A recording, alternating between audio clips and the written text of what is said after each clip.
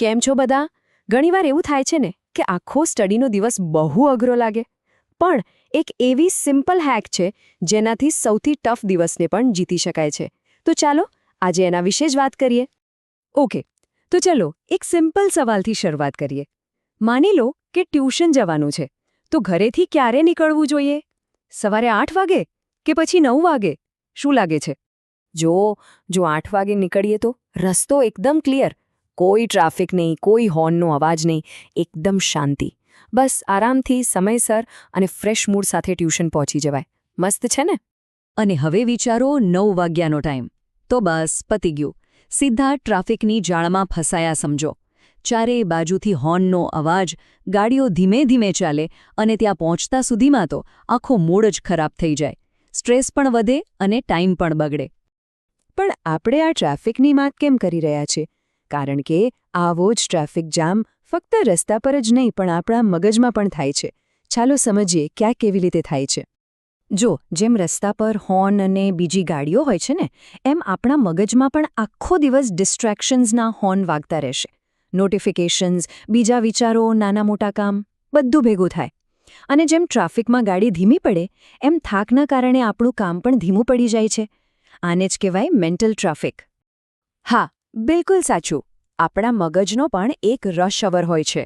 જેમ જેમ દિવસ આગળ વધે તેમ નાના નાના કામ, સોશિયલ મીડિયા અને થાક બધું ભેગું થઈને એકદમ જામ જેવી હાલત કરી દે છે. અને પછી મેથ્સ કે સાયન્સ જેવા અઘરા વિષય પર ફોકસ કરવું ઓલમોસ્ટ ઇમ્પોસિબલ બની જાય છે. પણ ચિંતા કરવાની બિલકુલ જરૂર નથી.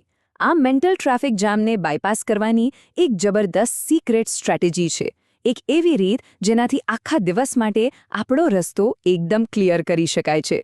અને સ્ટ્રેટેજીનું નામ છે ઈટ ધ ફ્રોગ. હવે નાના સાચી કોઈ દેડકો નથી ખાવાનું. આનો મતલબ એકદમ સિમ્પલ છે. દિવસનો જે કામ સૌથી અઘરું, સૌથી બોરિંગ લાગતું હોય ને, બસ એને જ સૌથી પહેલાં પતાવી દેવાનું. ભલે પછી એ ફિઝિક્સનું કોઈ ચેપ્ટર હોય કે હિસ્ટ્રીનો કોઈ લાંબો સવાલ. આ લાઈન જુઓ, આખી વાતનો સાર અહીં જ છે.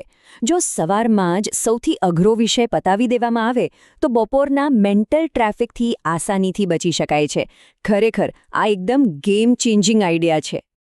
તો સવાલ એ છે કે આટલી સિમ્પલ લાગતી ટ્રીક આટલી પાવરફુલ કેમ છે અને એને સ્ટેપ બાય સ્ટેપ ફોલો કેવી રીતે કરવી? ચાલો હવે એ જાણીએ.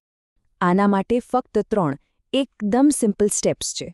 નંબર 1, પોતાનો ફ્રોગ ઓળખો. મતલબ કે એવું કયું કામ છે જેને આપણે સૌથી વધુ ટાળતા હોઈએ છીએ. નંબર 2, બીજું બધું જ ભૂલીને સવારે સૌથી પહેલાં એ જ કામ હાથમાં લો.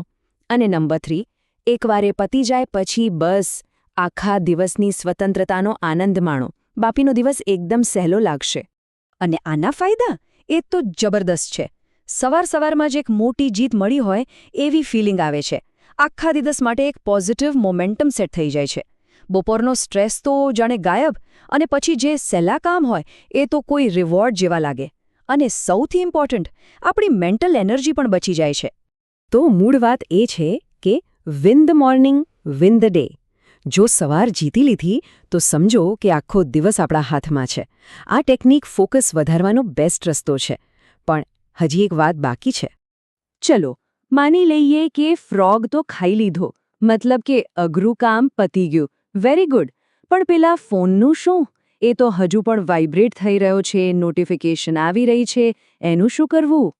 તો આ સૌથી મોટા ડિસ્ટ્રેક્શન એટલે કે આપણા ફોનનો સામનો કેવી રીતે કરવો, એના માટે આપણે વાત કરીશું આપણા આગલા વિશ્લેષણમાં, જેનું નામ છે ધ ફોન જેલ સ્ટ્રેટેજી. તો શું સૌ કોઈ પોતાના સ્ટડી અને ફોકસને નેક્સ્ટ લેવલ પર લઈ જવા માટે તૈયાર છે? તો ચાલો નીચે કોમેન્ટ્સમાં જણાવો કે આ અઠવાડિયે સૌનો સૌથી મોટો ફ્રોગ કયો છે. એવું કયું કામ છે જેને સૌથી પહેલાં પતાવવાનું છે? ચાલો સાથે મળીને આપણા અભ્યાસને એકદમ લેવલ અપ કરીએ.